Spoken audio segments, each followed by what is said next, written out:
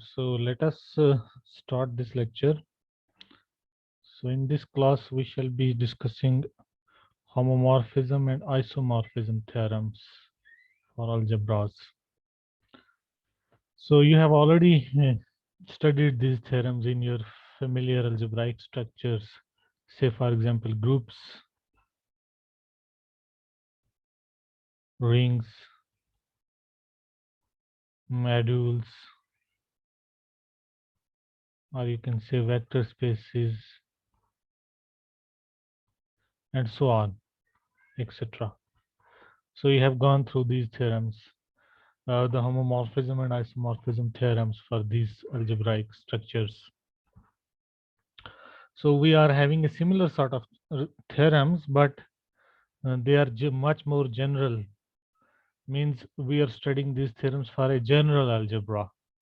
That algebra could be a group or a ring or a module, vector space, and so on.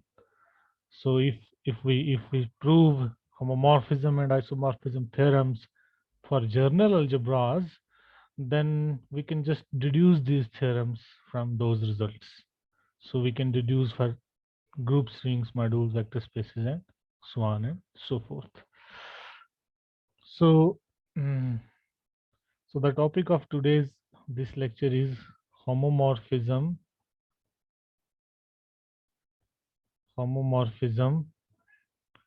and isomorphism theorems. Isomorphism theorems. Okay. So before going into these theorems, let us just introduce some definitions. So first definition.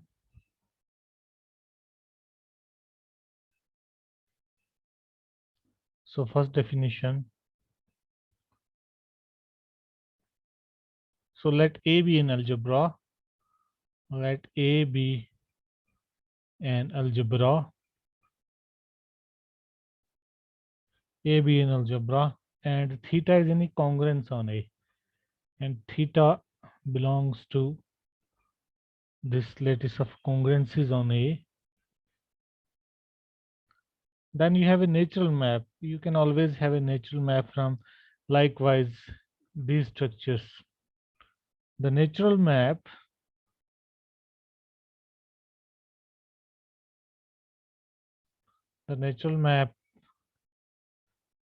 I denoted by mu theta. It is from A to A by theta, and it is defined by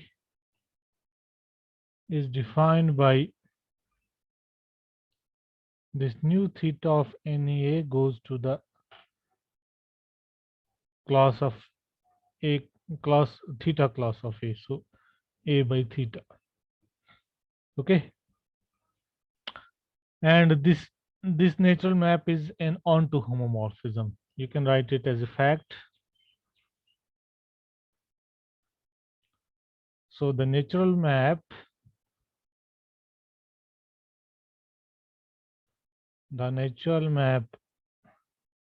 from an algebra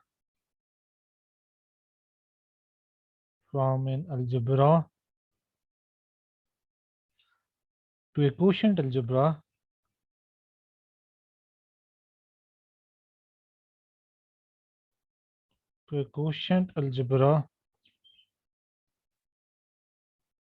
is an onto homomorphism.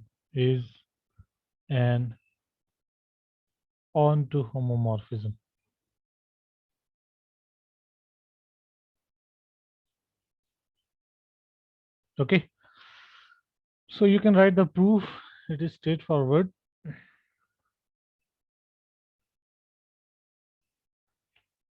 So you have theta any congruence on A.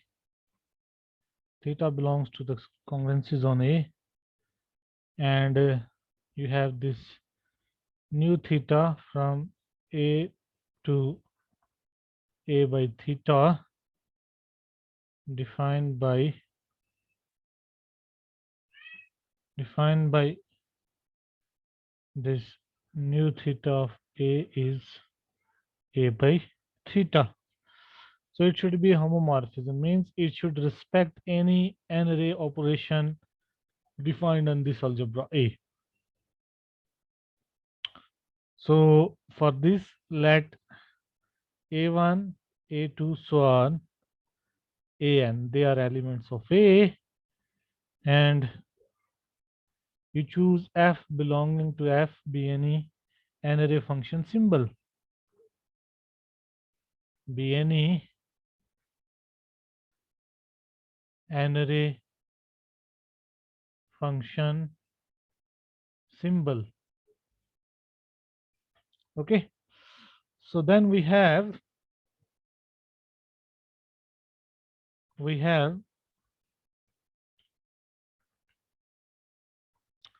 so if I take nu theta fa of these a1 so on an,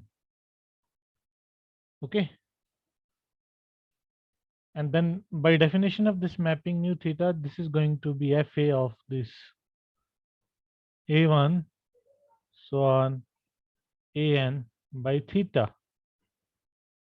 Okay,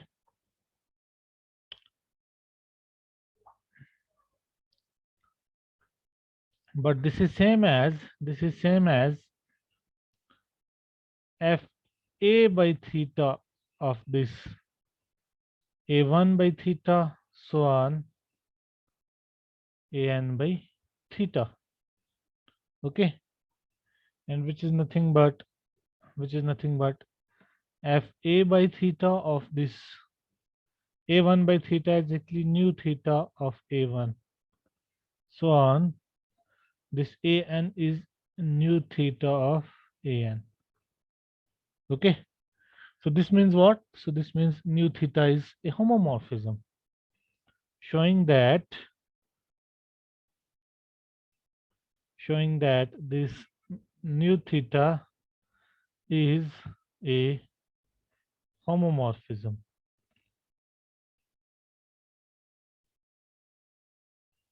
Okay, and clearly this nu theta is onto. So clearly nu theta is onto, because if you choose an element a by theta in this quotient algebra A mod theta, then you have a in A, which is the pre-image of this. Then A is in A, and this A by theta is nothing but nu theta of A. So therefore, this is onto. So from any algebra to the quotient algebra, there always exists an onto homomorphism, which we denote by mu theta. Okay, so now we have the fundamental theorem of homomorphisms. This is also called as the first isomorphism theorem. So theorem, fundamental homomorphism theorem, fundamental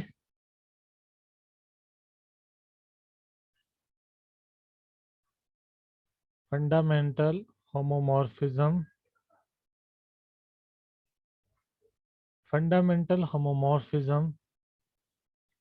theorem, fundamental homomorphism theorem.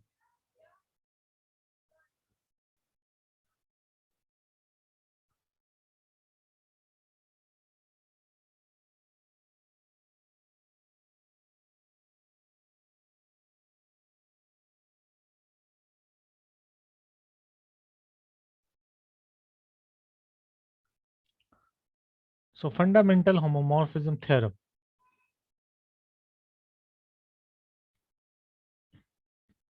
So it states that let A and B be algebras of the same type. This is important here. Algebras of the same type.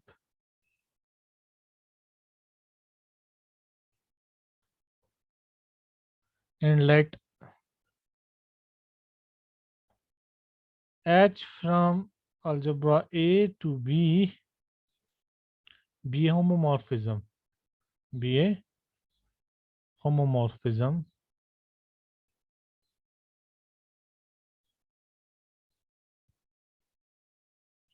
with kernel theta, with kernel theta. Then the theorem says that then there exists a unique injective homomorphism. There exists a unique injective homomorphism, injective homomorphism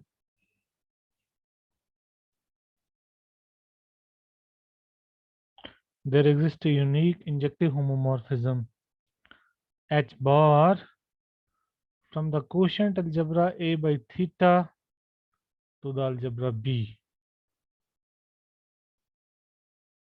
Okay, so if you want to see it with the help of a diagram, you can visualize this. So from A to B, you have the homomorphism H, and from this A to A by theta, you have the natural homomorphism mu theta. So the theorem says that there exists a unique homomorphism from here to here, that is H bar. Such that this homomorphism makes this diagram commute. Okay, such that this H bar composition nu theta, H bar composition nu theta is H. And in particular, if this mapping H is surjective, then this H bar is an isomorphism. In particular,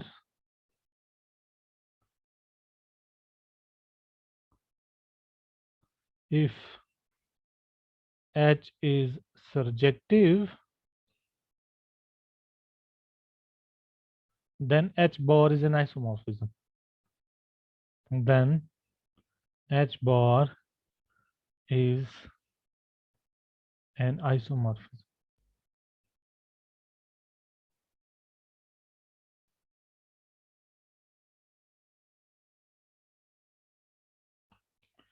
So you can say that any homomorphism can be factored into two parts, the natural homomorphism mu theta and an injective homomorphism H bar.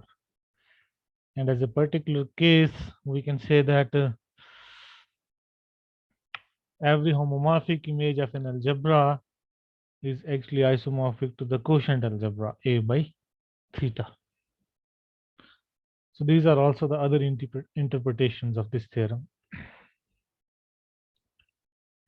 So let us see the proof of this theorem.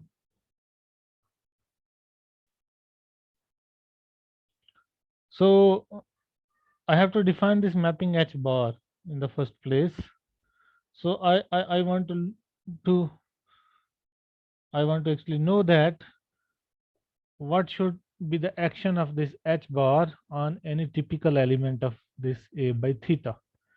I will define this H bar in terms of this H here, because this nu theta is surjective, so the surjectivity of nu theta would help me to define this H bar in terms of H. So a typical element of this quotient algebra A by theta, a typical element of the quotient algebra A mod theta is of the form, it would be a theta clause, so is of the form the theta clause A by theta for some A in A, for some A in A. And this A by theta is nothing but by surjectivity of this mu theta, it is nu theta A.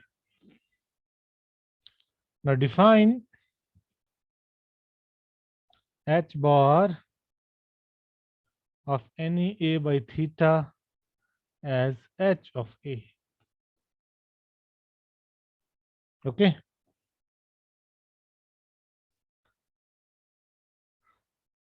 Therefore,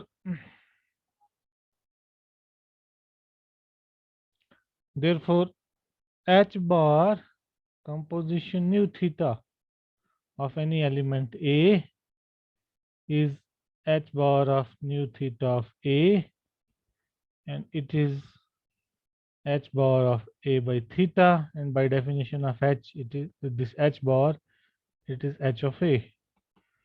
So the diagram commutes. So it fulfills this requirement. Okay. Moreover, this h bar is unique with this property. Moreover, h bar is unique. For if you have another, say h double bar with this property, for if I have h double bar from this A by theta to be such that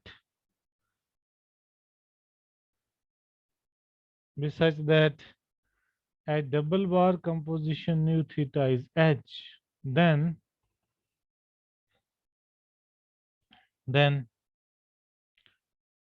at double bar of A by theta is actually at double bar of nu theta of A, which is actually h of A, and h of A is actually h bar of A by theta. So it is defined in this fashion that it is unique. The definition itself actually establishes the uniqueness of this h bar.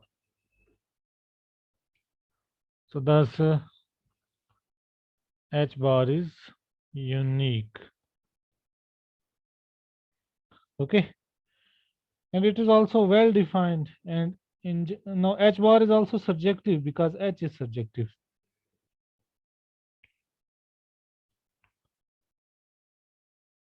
H bar is subjective as h is subjective, as actually it is the composition of two subjective maps, I can say. And h, this is subjective. No, it is actually defined in terms of h, so therefore it is subjective. Or you can just write it. H bar is subjective as if we take any B in B, then B equals H of A because H is subjective, and H of A is nothing but H bar of A by theta,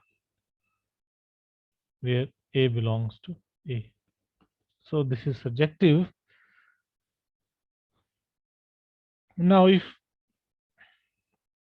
I had two clauses, say A by theta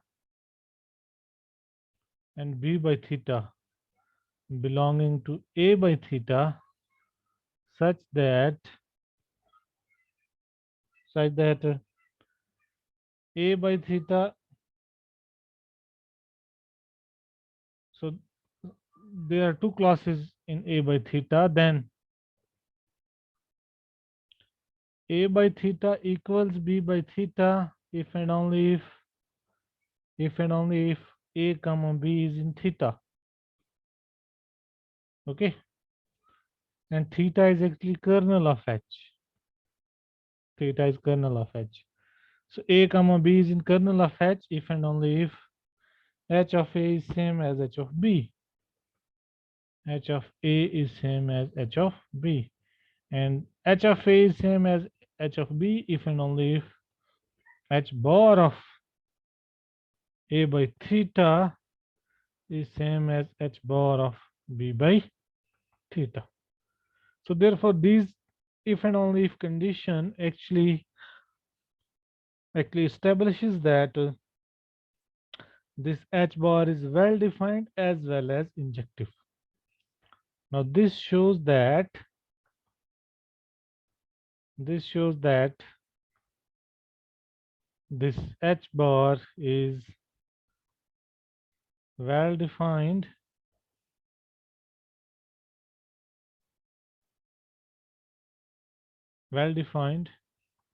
and injective.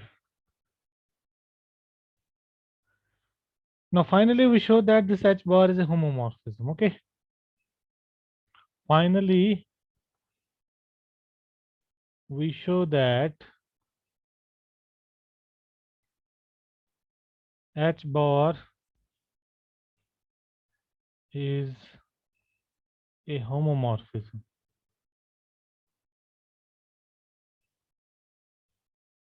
So for this, let F be any n-ray operation symbol, be any n-ray operation symbol. Okay. And A1, A2, so on, AN, they are in A. Then if I take H bar of this F A by theta of this A1 by theta, so on, AN by theta. It is same as H bar of F A by theta of A1, A2, so on, AN whole theta by whole theta. Okay.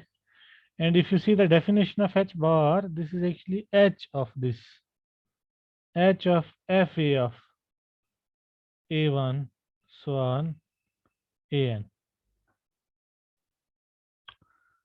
And since H is a homomorphism, so I can write it as FA of HA1, so on, HAN.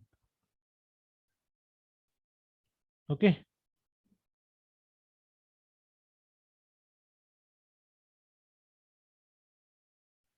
So this is H of this F of HA1, so on, HAN. Okay.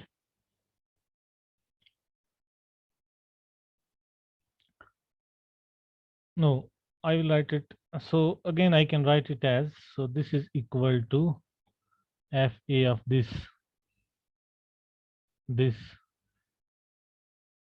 H of A1, so on, AN,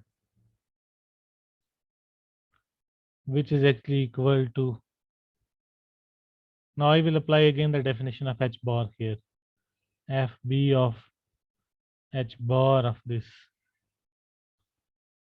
A1, so on, AN, and by theta,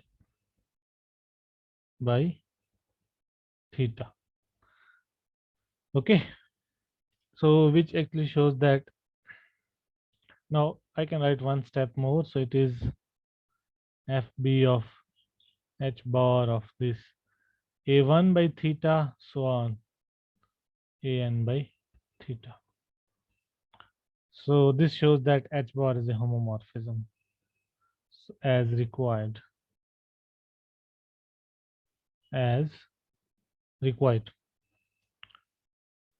Now clearly, if H is surjective, then H bar is also, I have also shown that if H is surjective, then H bar is surjective in between, I think. Yes, I have already shown it. H bar is surjective as, if here we have, I have used the surjectivity of H. So So as already, so H bar is an isomorphism then. So if H is surjective, then this H bar is an isomorphism. H bar is an isomorphism. Okay, so as a remark, you can just write it that this is an alternate statement of this theorem. So thus an algebra A is a homomorphic image of an algebra B. Homomorphic means this H bar is surjective. Homomorphic image, sorry, this H is surjective. Image of an algebra B if and only if it is no, I should replace it here B by B. So an algebra B is a homomorphic image of an algebra A. An algebra B is a homomorphic image of an algebra B. An algebra B is a homomorphic image of an algebra A if and only if it is isomorphic to some quotient algebra of A. Some quotient algebra A by theta of A. So therefore, the external problem of finding the homomorphic images actually reduces to finding the congruences theta. And because homomorphic images are this A by theta is actually what? Theta is actually a congruence on A. Okay. So I can say that the external problem of finding, so thus the external problem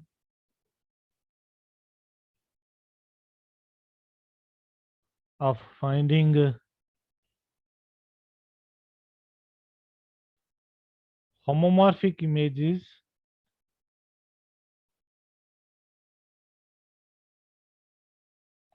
of an algebra A reduces to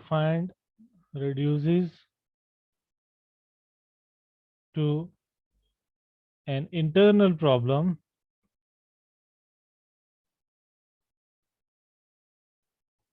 of finding all congruences on A. All congruences on A.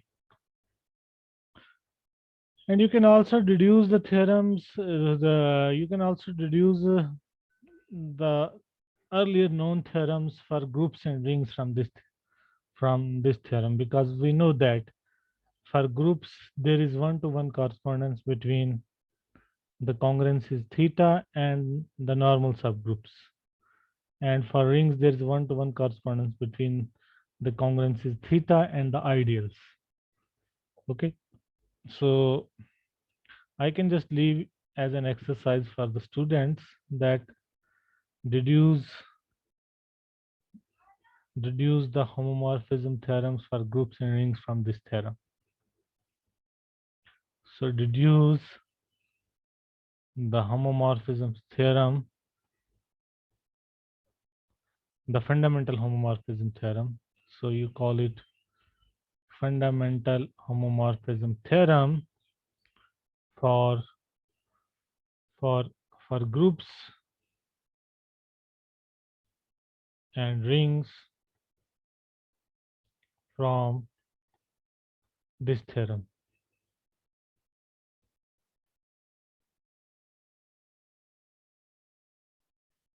Okay, so this is an exercise. Now next I'm heading to prove the the second isomorphism theorem for groups.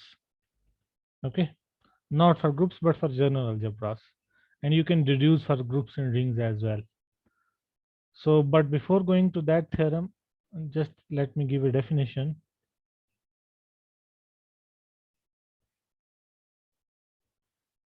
So suppose you have congruencies theta and psi. So let theta and psi be congruencies of A, be congruencies of an algebra A,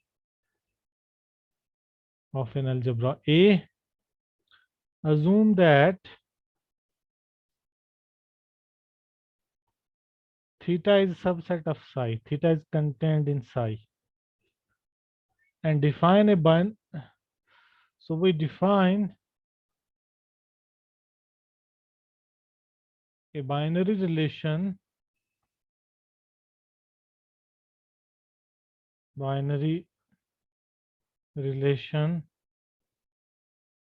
denoted by psi by theta on A by theta, as psi by theta is what? Psi by theta, I define it in this fashion. It is x by theta comma y by theta, those classes x by theta comma y by theta, such that this pair x comma y belongs to psi. So this is a relation on A by theta. So it is a subset of A by theta square. Okay. So you can easily prove that it is a congruence on A by theta. This relation psi by theta is a congruence on A by theta. In fact, we will prove it within the theorem. That theorem is the second isomorphism theorem. So theorem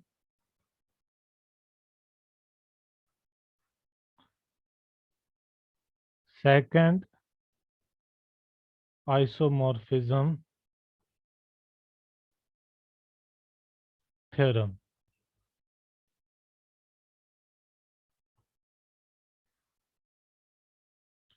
So let theta and psi be congruencies on A,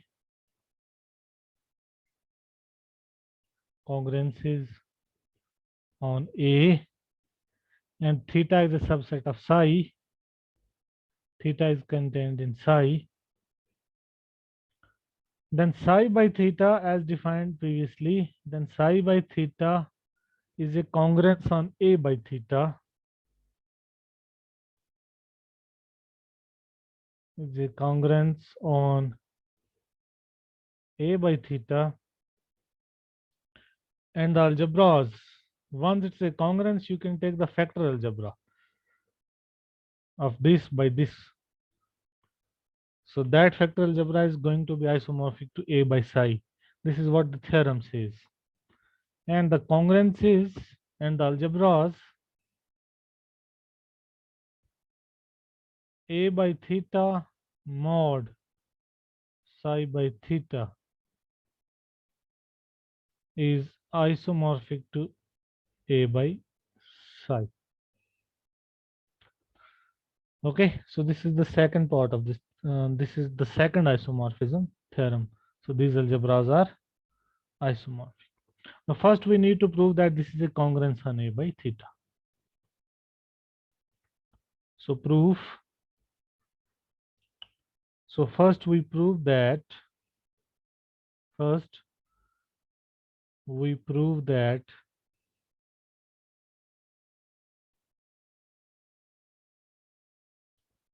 A by theta, this psi by theta is a congruence on the quotient algebra A by theta. So for this, let AI by theta comma BI by theta belong to psi by theta, where I ranges between 1 and n. Okay. Then by definition of this psi by theta, it implies that this AI comma BI belongs to psi, and psi is a congruence. Psi is a congruence. So for any n-array function symbol, for any n-array function symbol f,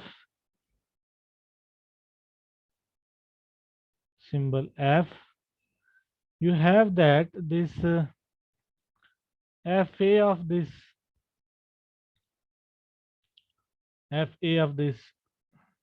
a1 so on an comma fa of this b1 so on bn, it belongs to psi because psi is a congruence. Once it belongs to psi, then by definition of psi by theta, it actually implies that this f a by theta of this a1 so on, sorry, a1 an by theta comma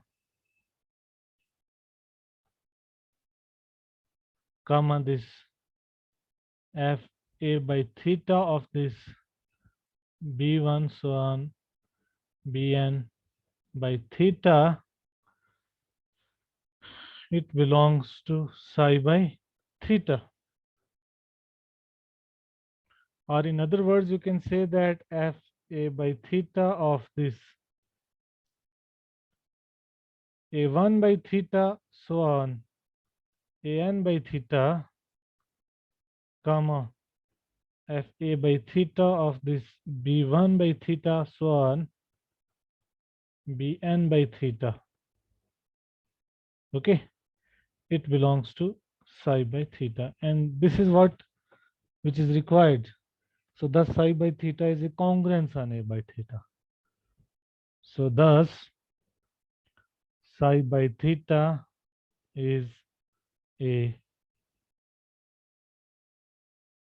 congruence on a by theta.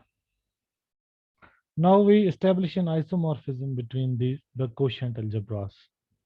So for that, now define a mapping. Now define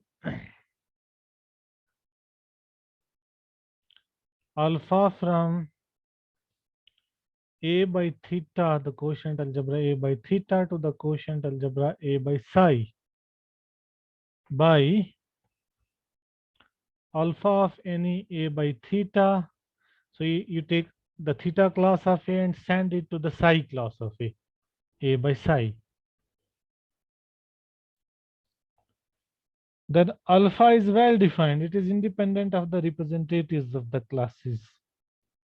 Then alpha is well defined. This is because a by theta equals b by theta implies a comma b belongs to theta, and theta is a subset of psi.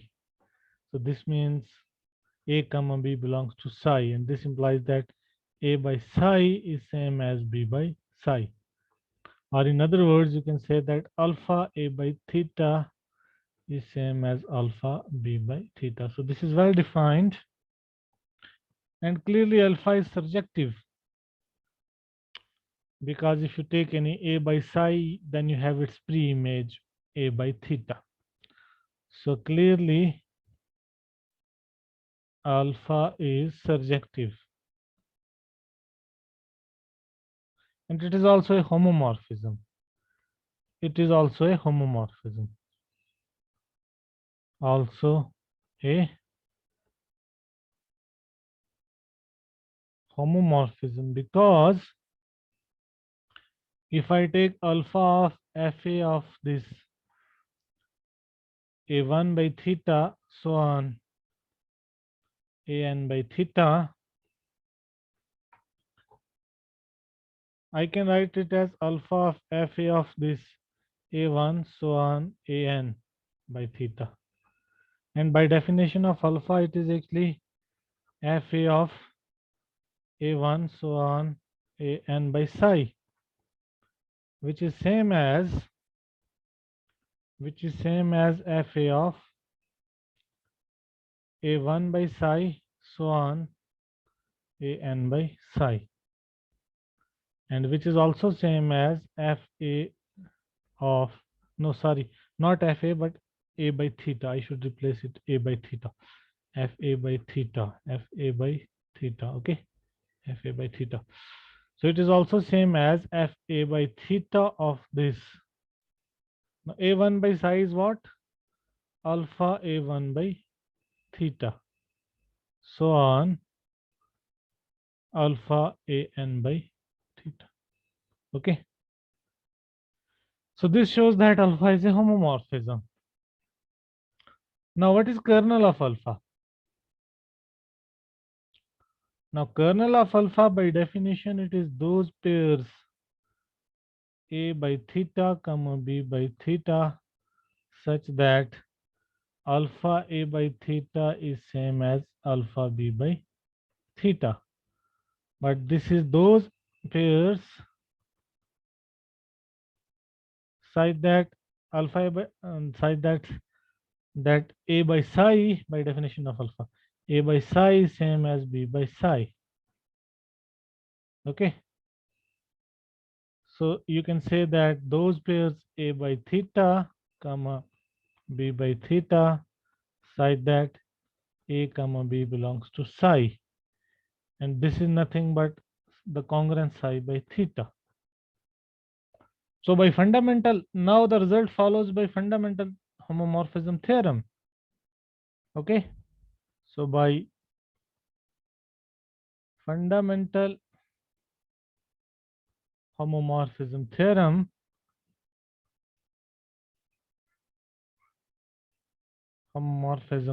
just proven,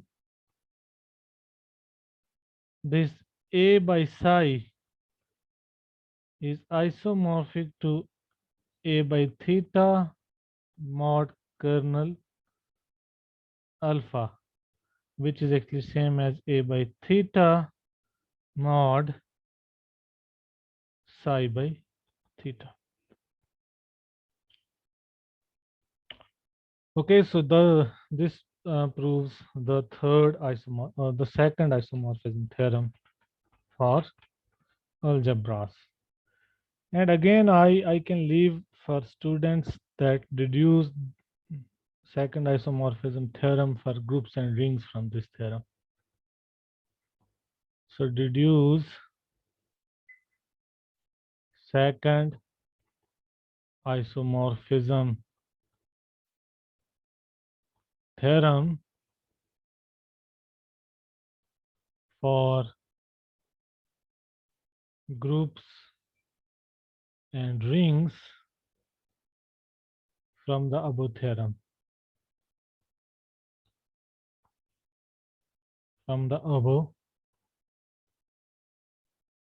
theorem. So with this, I end this lecture. So I will prove the remaining two theorems in the next class. So I would like to end this lecture. So see you in the next lecture.